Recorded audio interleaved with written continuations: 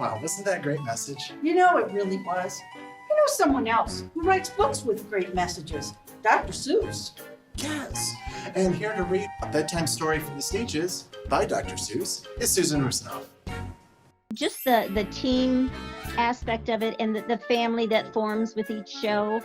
I really like to see the progression of, you have a bunch of odd people with their own agendas and you give them a script, and next thing you know, they're all different characters and they've brought this whole new story to life.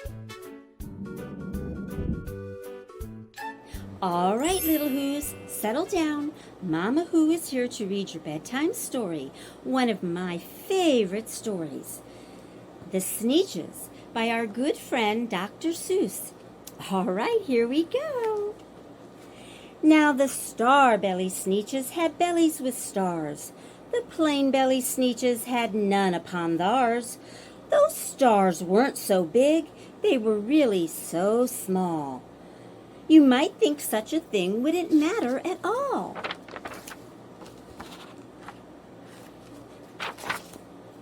But because they had stars, all the star-belly Sneetches would brag we're the best kind of Sneetch on the beaches.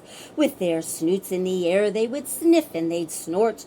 We'll have nothing to do with those plain-belly sort.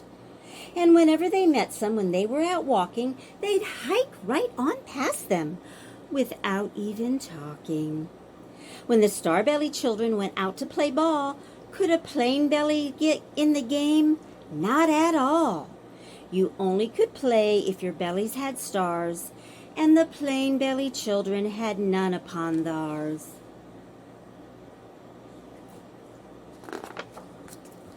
When the star-belly Sneetches had Frankfurter roasts or picnics or parties or marshmallow roasts, they never invited the plain-belly Sneetches. They left them out cold in the dark of the beaches. They kept them away, never let them come near, and that's how they treated them year after year.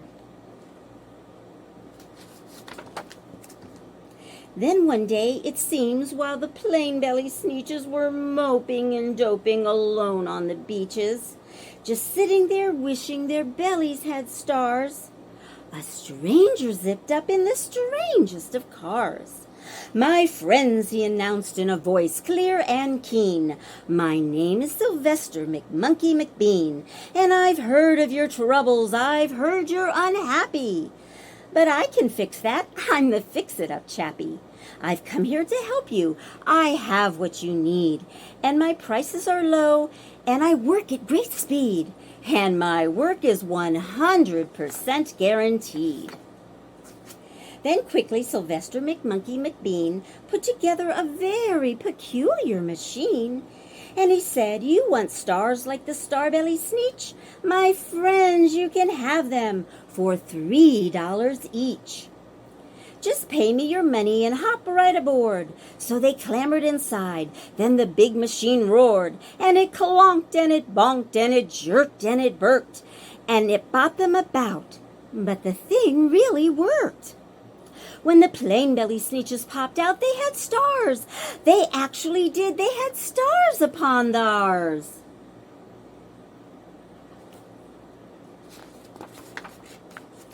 Then they yelled at the ones who had stars at the start. "We're exactly like you. You can't tell us apart. We're all just the same now, you snooty old smarties. And now we can come to your Frankfurter parties." "Good grief," groaned the ones who had stars at the first. "But we're still the best Sneetches, and they are the worst." "But now how in the world will we know," they all frowned, "if which kind is what, or the other way round?" Then up came McBean with a very sly wink, and he said, "Things are not as bad as you think.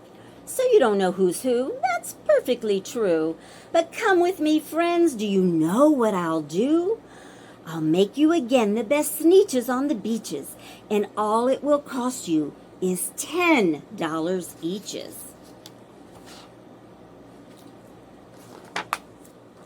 "Belly stars are no longer in style," said McBean. "What you need is a trip through my star-off machine. This wondrous contraption will take off your stars, so you won't look like Sneetches who have them upon theirs. And that handy machine, working very precisely, removed all the stars from their tummies quite nicely. Then with their snoots in the air, they paraded about, and they opened their beaks, and they let out a shout. We know who is who, now there isn't a doubt. The best kind of Sneetch is a Sneetch without. Then, of course, those with stars all got frightfully mad. To be wearing a star now was frightfully bad. Then, of course, old Sylvester McMonkey McBean invited them into his star-off machine. Then, of course, from then on, as you can probably guess, things really got into a horrible mess. All the rest of that day on those wild screaming beaches, the fix-it-up chappie kept fixing up Sneetches. Off again, on again, in again, out again.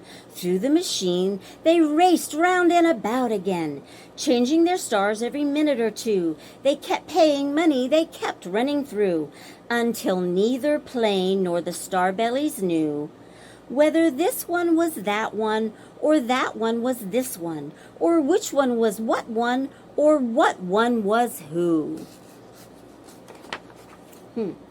Then, when every last cent of their money was spent, the fix-it-up chappie packed up and he went, and he laughed as he drove in his car up the beach.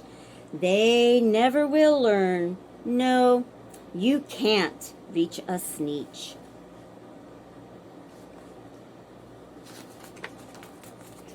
But McBean was quite wrong, I'm quite happy to say, that the Sneetches got really quite smart on that day. The day they decided that Sneetches are Sneetches, and no kind of Sneetch is the best on the beach. That day all the Sneetches forgot about stars, and whether or not they had one upon theirs. Good night, my little whoos. No, Cindy Lou, now you've already had a glass of water or two. Shut your eyes and go to sleep, and I will see you in the morning. Now sleep.